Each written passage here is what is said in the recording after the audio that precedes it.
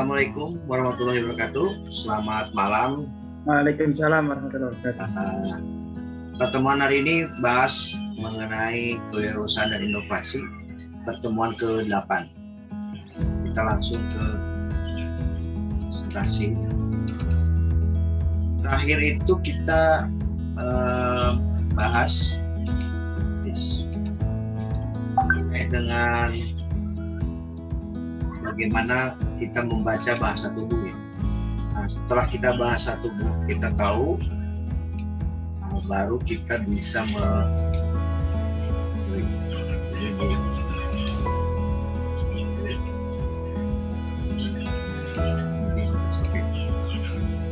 baru kita tahu bagaimana setelah kita tahu karakter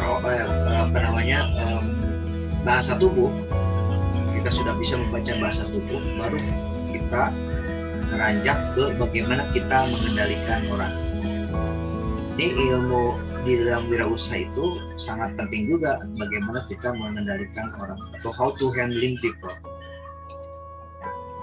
Kita tahu bahwa semua permasalahan pasti ada permasalahan di mana kita tuh akan berbenturan dengan beberapa orang, sehingga apa sih sebenarnya yang mereka pikirkan ya.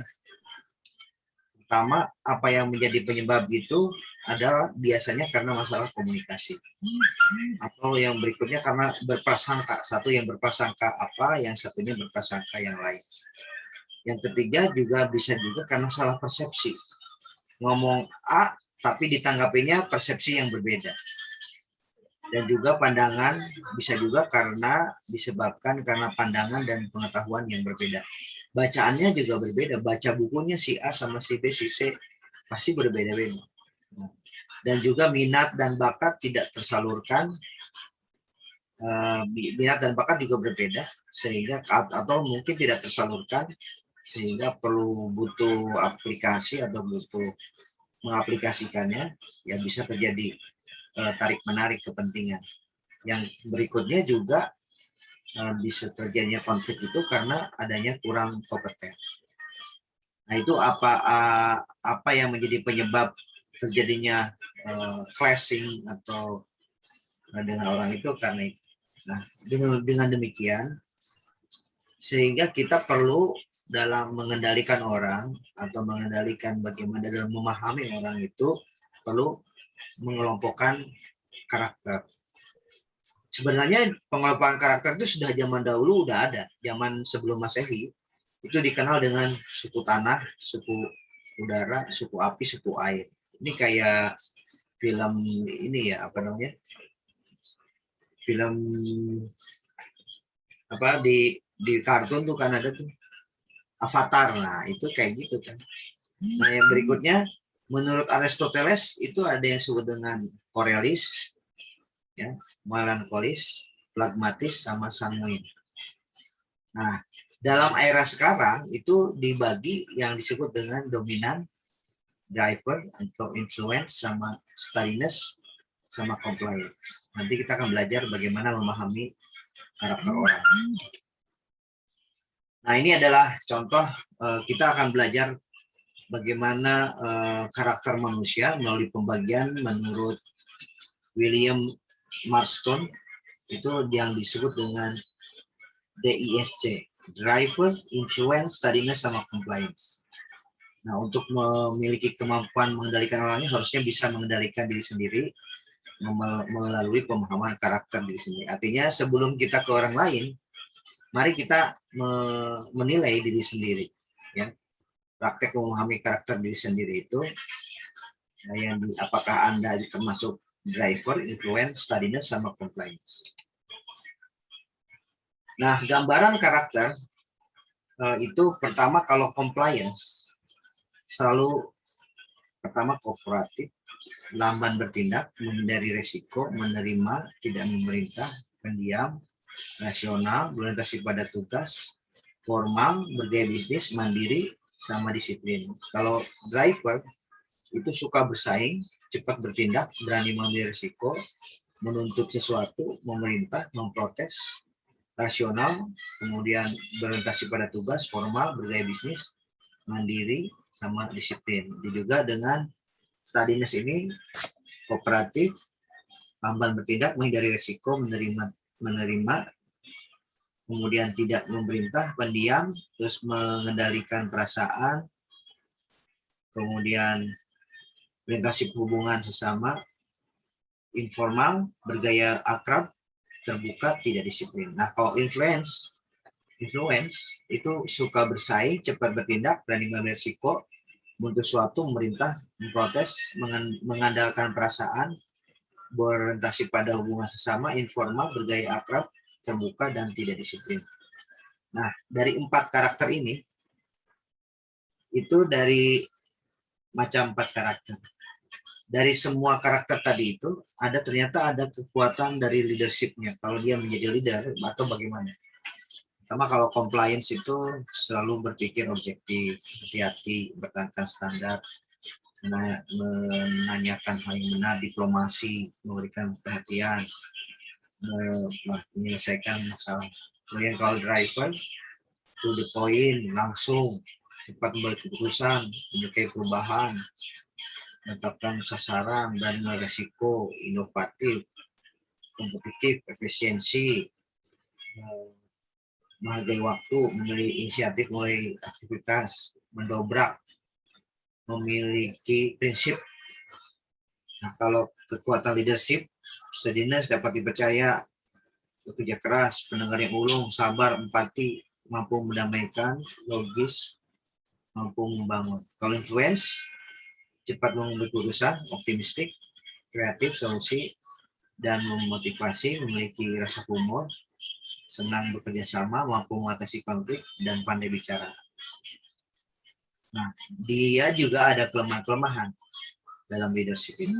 Kalau compliance ragu-ragu, cenderung rewel, ya, cenderung bersikap bertahan, memilih orang-orang seperti dirinya, cenderung hanya memberikan instruksi tanpa berusaha menjelaskan. Kalau driver suka melawan, selalu tergesa-gesa, cenderung melanggar peraturan, melampaui wewenang, tidak sabar dengan orang lain, kurang suka mendengar atau mengambil alih banyak tugas, kurang taktis, terlalu fokus, dan kurang perhatian hubungan orang lain. Nah, kalau steadiness, tidak suka dikritik, cenderung tidak menyukai perubahan, kurang memiliki inisiatif, cenderung tidak mampu menuntaskan prioritas, kurang sensitif, kurang teliti. Kalau influence, impulsif, tidak sistematik, kurang mampu, terlalu mencari orang lain, tidak memperhatikan sampai hal yang terperinci, cenderung memberikan delegasi, terus pendengar situasional, dan sebagainya. Nah, sekarang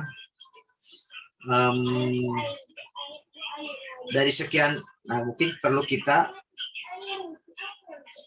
latihan dulu ya. Maksudnya kita ingin melihat dulu, ini ada, kalian lagi di jalan atau di mana nih? Nah, ini saya pengen mencoba mengetes kalian ini karakternya apa sih sebenarnya. Ya, coba nanti dites. Kalian ada kertas, kalau ada kertas tolong diisi. Nah, dari sekian ini, nah ini nanti dikirim, coba nanti dikirim. Nah, dari 4, misalnya semua diisi, tulisin di sini ya. Misalnya memberikan, pilih di antara 4 ini mana yang paling sesuai, dan harus memilih salah satu saja. Nggak boleh 2, tapi harus satu. Yang kira-kira dekat dengan kita, atau misalnya gini, memilih nomor 1. Saya memberikan semangat, berpetualang, teliti, mudah menyesuaikan diri. Saya kira-kira apa ya yang cocok ya dia dari 4 ini? Menyesuaikan diri, teliti, berpetualang, memberi semangat. Kayaknya ini yang cocok misalnya ini. Baru taruh di sini. Taruh di sini misalnya. Terus, nah di antara 3 ini, nah kalau misalnya memberi semangat, berarti yang paling ujungnya kan ada ada huruf. Nah, hurufnya itu masukin ke sini yang paling menonjol menurut kamu. Berpendirian, suka menggoda, seni membujuk, dari suka kedamaian. Dari 4 ini mana yang cocok? Ya.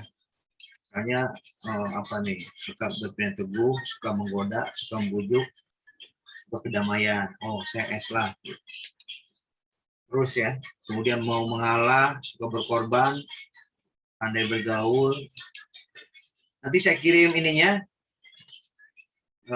Coba aja kamu di rumah dikirim ya.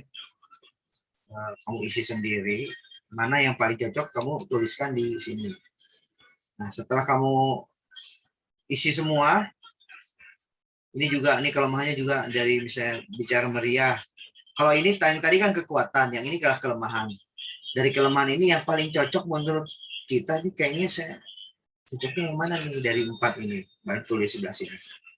Terus sampai, nah baru kita kumpulkan misalnya kekuatan.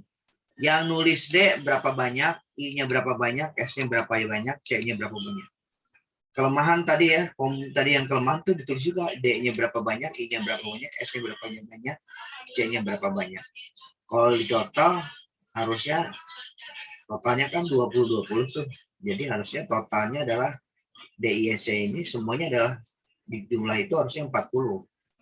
Jadi nggak boleh ada yang lebih dan kurang. Nah, setelah kalian masukkan, kamu petakan di sini nih. Yang D, nilai D itu berapa banyak? Ada yang lebih 10, berapa? 11 taruh di sini. I-nya berapa? 9 di sini. S-nya berapa? Sini. Nanti kalian masukkan di sini ya peta itu. Nah dari sini saja kita bisa melihat mana yang akhirnya baru kita bisa melihat karakter kita yang paling dominan tuh yang mana, yaitu adalah karakternya yang paling besar nilainya. Kalau besarnya D-nya yang paling tinggi, berarti ambillah cari driver, misalnya gambaran tentang Anda yang paling tinggi berarti D, berarti kira-kira D ini karakter D ya, ini karakternya. Bersaing, cepat bertindak. Nah, kalau C yang menonjol berarti ini yang menonjol. Begitu pula dengan S yang menonjol, yang dominan. Kalau di antara kalian ada yang seimbang, alternatif pertama kamu ulang lagi. Yang kedua, kalau memang tetap masih ada yang sama terus gitu, berarti ada antara dua karakter itu. Antara drivernya, misalnya S sama D misalnya. Atau dengan itu nanti bisa kelihatan mana yang paling menonjol. Nah, ini adalah kekuatan driver. Setelah disimpulkan, oh drivernya saya yang menonjol berarti ini menjadi pembicaraan kita. Dan seterusnya sampai kita bisa melihat kalau sudah merasa ini sudah menjadi kebiasaan atau menjadi bisa membaca orang, harusnya sering dilatih sehingga kita bisa tahu kira-kira karakter orang ini seperti apa. Saya sampai ke gerakan-gerakan tubuh juga bisa pahami. Misalnya contoh orang bergerak, kalau jalannya kalian itu selalu digeser, lihat aja kalau orang kalau berjalannya digeser, diseret itu kakinya itu diseret, ada bunyi. Dia Andri lagi ya ngasih kuliah ke mahasiswa.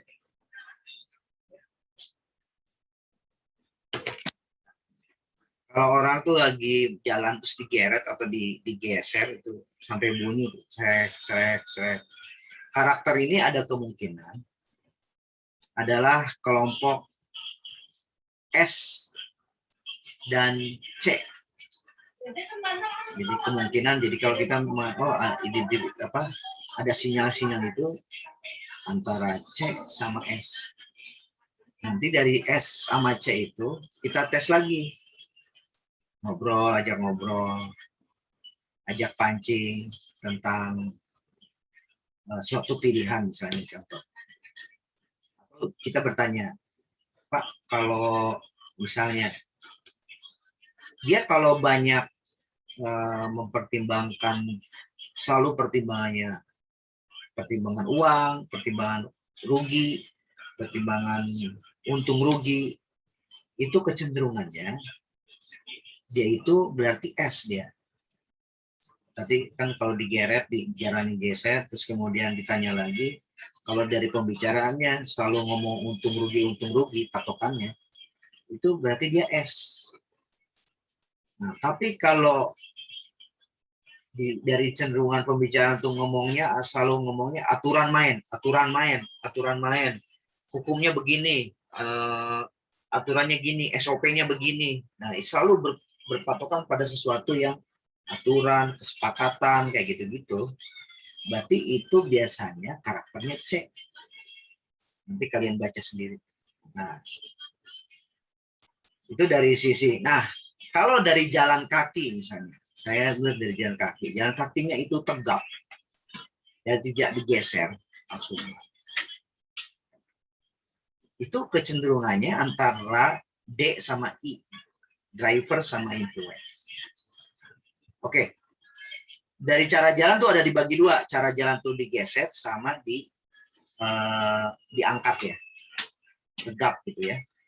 Tapi ada juga cara jalan, saya melihatnya dari sisi kalau di jalan di tengah ada gang misalnya, kecenderungannya dia itu selalu jalan di tengah atau di pinggir. Kalau di tengah kemungkinannya D sama I. Tapi kalau misalnya selalu, kan ada ya kalau jalan itu selalu, ini orang kalau lagi jalan tuh mepet-mepet terus ke pinggir gitu, nggak secara otomatis di bawah sadarnya.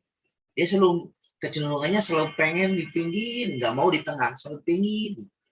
Itu kalau pengen orang selalu di pinggir itu biasanya compliance dan influence atau C sama I kemungkinan. Tapi kalau dia selalu pengen di tengah, gaya pengennya di tengah terus, itu biasanya D sama I.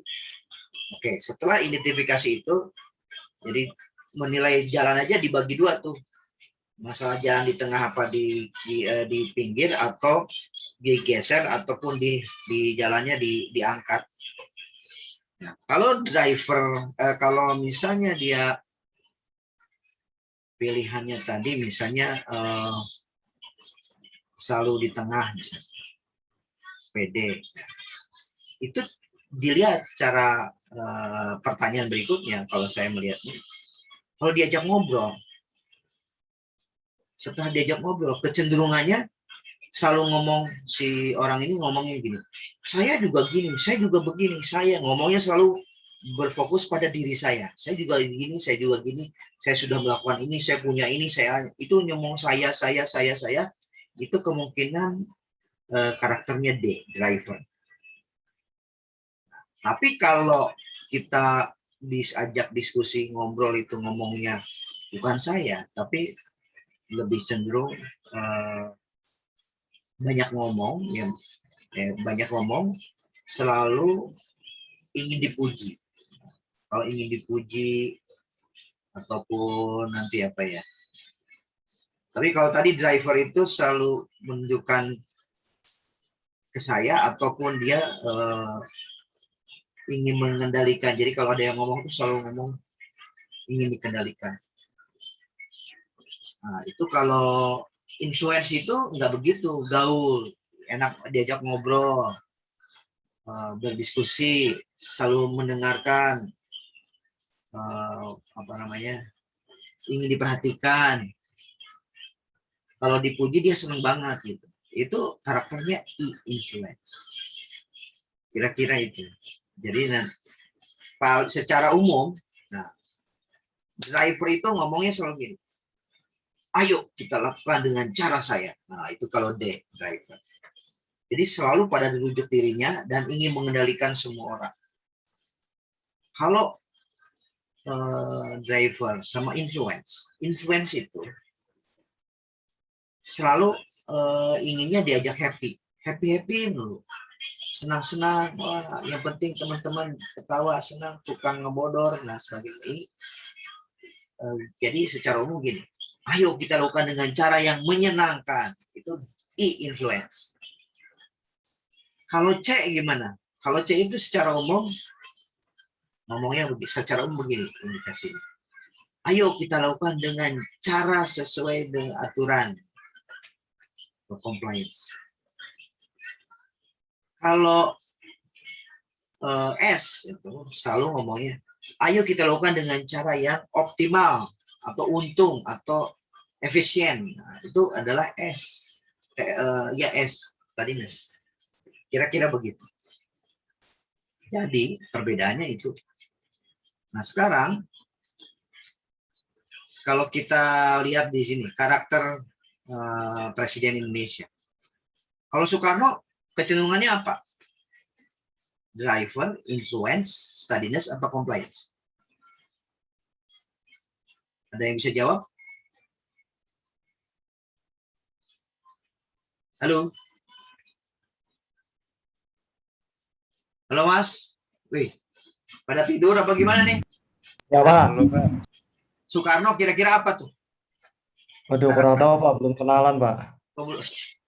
Dari berita-berita kamu bisa baca, oh orangnya kayak gini, istrinya banyak, suka dansa, terus kemudian dia tegas, dia apa namanya, visioner, ide banyak. Kira-kira Soekarno apa? Antara driver, influence, steadiness, apa compliance? Belum bisa baca. Soekarno itu karena dia dianggap wanitanya banyak, terus kemudian dia suka bergaul, dansa, happy, darah orang barat, pengen disanjung, bajunya penente, terus kemudian memang dia visioner, dia ke depan. Itu saya melihat dia itu adalah karakter influence. Karena ayo kita lakukan dengan cara yang menyenangkan. Dia selalu begitu, senang-senang. Soekarno. Soeharto gimana? Kalau Soeharto itu diam, tidak banyak bicara, jebret-jebret gitu. Tanpa ada aling-aling, tanpa banyak ngomong. Nah, kalau influence itu pasti banyak ngomong. Kalau ini kalau saya Soeharto ini adalah driver, ya, driver itu pengendali, karena dia dianggap otoriter tadi, gitu. Sangat rapi, terus kemudian driver, ya, itu driver. Kalau B.J. Habibie itu dia kecenderungannya steadiness, karena dia seorang ilmuwan juga, dia selalu bicara untung rugi, ya, untung rugi. Ini untungnya mana? Paling contoh gampang adalah lepasnya Timur itu kan pertimbangan untung rugi. Kalau saya pelihara Timur, di sekarang Timur sebenarnya nggak terlalu banyak yang bermanfaat dari tanahnya, sehingga daripada ngeluarin uang terus, ya udah lepas aja. Nah, itu Habibie. Kalau Gus Dur gimana? Nah, Gus Dur mungkin Gus Dur itu tidak sesuai aturan, tidak. Ini mungkin lebih banyak di happy ya, senang-senang aja. Dia selalu bercanda terus, ngebodor terus gitu Gus Dur. Nah, kalau Megawati, dia pastinya walaupun wanita, dia kecenderungannya si driver, dia, pengendali. Diam tapi cocok gitu kan, sangat pengendali, seperti beda dengan bapaknya beda. Kalau Megawati. Nah, kalau SBY gimana? Nah, SBY adalah karakter compliant, sesuai dengan aturan, rule-nya. Walaupun ada yang menghina dia, rule-nya bagaimana, dia ikutin aturan. Aturannya gimana? Jadi selalu menempatkan pada yang aturannya. Nah, kalau Pak Joko Widodo apa? Driver, aturan tidak, karena aturan selalu ditabrak sama dia. Kalau compliance itu aturan tidak mungkin. Kalau steadiness, dia bukan seorang untung rugi. Ya walaupun dia pengusaha, kebijakannya nggak begitu ya. Compliance, influence juga dia kaku juga. Mungkin di driver, antara driver sama untung rugi ya, steadiness. Antara itulah. Nah, kira-kira itu yang jadi bagaimana kita mengendalikan orang itu harus tahu dulu karakternya. Setelah karakternya tahu, yang jelas kita tahu bagaimana kalau sudah tahu karakternya, baru kita tahu apa yang harus kita lakukan. Jadi kalau misalnya driver itu tidak suka sama orang yang tukang membangkang. Kalau ada yang tukang membangkang, habisin, gitu kan, penjarakan. Nah itu kira-kira kalau pengendali orang. Jadi caranya untuk mengendalikan orang yang driver, ya jangan sekali-kali bangkang. Jadi ngomong dulu, jadi mempengaruhinya secara pelan-pelan. Kita harus kelihatan manut sama dia, itu driver. Kalau influence gimana? Ajak senang-senang. Dia suka sama orang yang senang-senang, ya ajak senang-senang. Senang-senang dulu mau apa. Kalau dia suka mancing, ya saya juga harus ikut mancing gitu. Kalau dianya suka apa gitu, kalau dia ini agamis, nah ya kita juga harus kelihatan agamis di depan dia gitu. Bagaimana memberikan. Kalau compliance gimana? Sesuai dengan aturan rule yang ada, ya kita harus terlihat patuh pada aturan. Sama steadiness, ya selalu berpikir ya. Nah, kalau kita sudah tahu itu, maka kita bisa memperoleh cintanya atau hatinya. Sebenarnya secara umum kalau ingin mengendalikan orang itu janganlah mengkritik, mencerca di depan umum. Kalau mau sih berikan kalau penghargaan yang tulus kepada orang lain. Jadi misalnya kepada orang yang kita ini kan ya, kalau dia suka ya ngomong bagus lah, itu pasti orang yang suka. Untuk mengendalikan orang lain. Yang berikutnya adalah kalau bisa bangkitkan minat diri orang lain agar mereka dia nurut. Oke. Itu kira-kira presentasi atau mata kuliah mengenai kewirausahaan ini. Karena dalam kewirausahaan ini adalah seni bagaimana mengendalikan orang. Ada pertanyaan?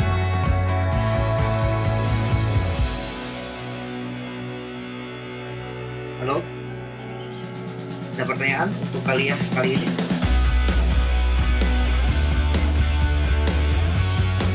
Cukup, Pak. Cukup?